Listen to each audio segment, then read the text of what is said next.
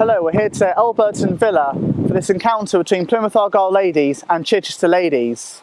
Plymouth will be looking to come into the game and rack up 3 points on the back of a disappointing 4-2 defeat last weekend in the Cup to Luton.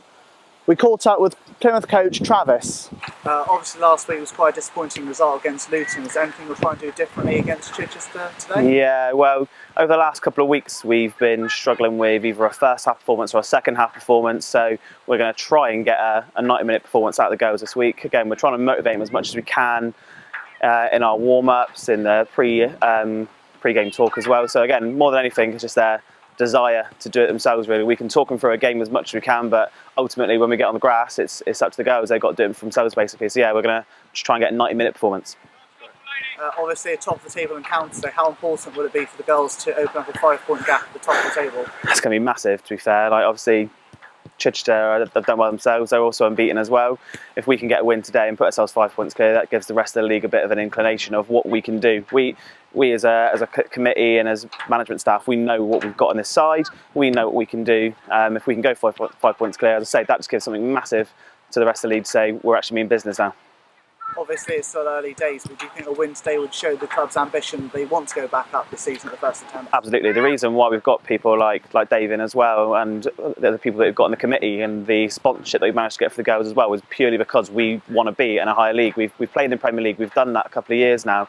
Last season was a bit of a disappointment. A lot of things off the pitch happened, so it was just a case of get through, get back to this level, restart, get back into a winning mentality, and see if we can go up again. And ultimately, that's where we want to be. We want to try and push even higher than that if we can. So if we get a win today, it puts a statement of intent to the rest of the league. And as I say, we can go on and push on from there. Plymouth Argyle ladies came into their tie with high-flying Chichester on the back of a 4-2 defeat in the Women's FA Plate Cup at the hands of Luton Town. Chichester kicked off the game in their yellow strip from left to right as they sought to put on early pressure in the game. An early free kick in from Kerry Ryan eluded everyone in the box as it flew straight over debutant goalkeeper Jess Fox, flying into the corner. Argyle sought to get straight back into the game with a cross in from Kaylee Brown, finding captain Kate Middleton, who fired in from short range. Corner flying in with a flick on goal from Molly Clark sought the score back to 2-1, with Chichester back in the ascendancy. Argyle sought to get straight back into the game, Esme Wells running straight down the line, firing a smart ball in, which found a Natasha Knapman, who fired in from close range after defensive errors. Sherlock, who provided problems for the Argyle back line all afternoon, raced forwards from the halfway line, running straight at the goalkeeper with her first-time effort, coming straight back off the goalkeeper with her smartly finishing from the rebound to set the score back to 3-2 to the visitors. The second half started much in the same way that the first ended, with Chichester in the ascendancy. A counter-attack straight down the line found Casal again, with her cross going straight to Jess Lowry, who fired in without hesitation. It was 4-2 again within 5 minutes of the restart, as a harmless back pass went all the way through and beat Fox in the Argyle goal. Manager Dave Leonard rang changes, which paid off almost immediately as a 69th minute Ebony Dover free kick glanced in by Danny Barr with all to play for with just 5 minutes remaining.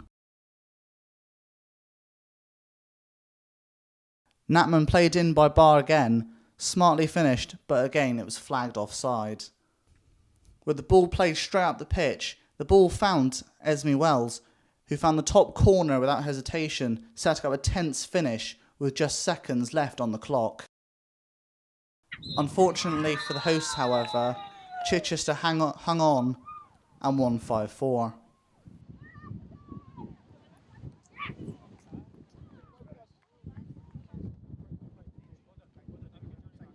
A disappointing loss for Argyle ladies saw them lose 5-4 and ultimately top place in the Women's League.